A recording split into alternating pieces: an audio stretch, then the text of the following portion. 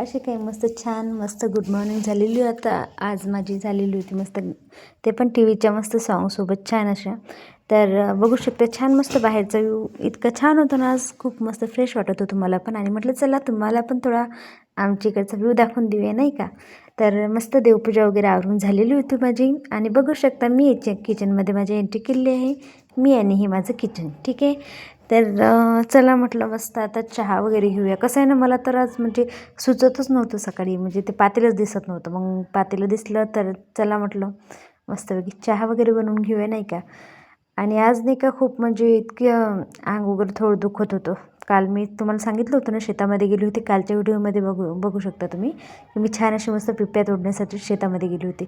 म्हटलं बघावं आपण पण नाही का पिप्या वगैरे कसे असतात ते. मी कसं आहे ना, अमरावती साईडला राहते म्हणजे अंजनगाव सुरजीला. तर त्या साईडने मस्त पिप्या वगैरे.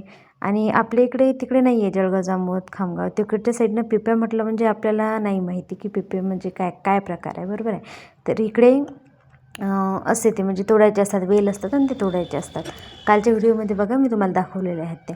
तर चला म्हटलं मस्त माझं सर्व आवरून झालेलं होतं. आणि म्हटलं आज भाजी काय करायची, तर भाजी मस्त गवार आणि बटाटा मिक्स भाजी केली होती मी. तर मस्त भाजी वगैरे तयार झालेली होती. आणि मग कसं आहे ना, सकाळची भांडी वगैरे होती नाही का, मग ते म्हटलं चला ते पण छान मस्त असे घासून घ्या पटापट.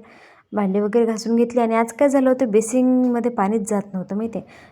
म्हणजे खालून नाही का खूप ते पाईप नसतो का बेसिंगचा खालचा, त्याच्यामध्ये खूप गाळ अटकलेला होता. म्हटलं चला तो पण आज वॉश करून घेऊया. मग तो पाईप पण नेला, तो पाईप वॉश करून आणला मी स्वच्छ मस्त असं.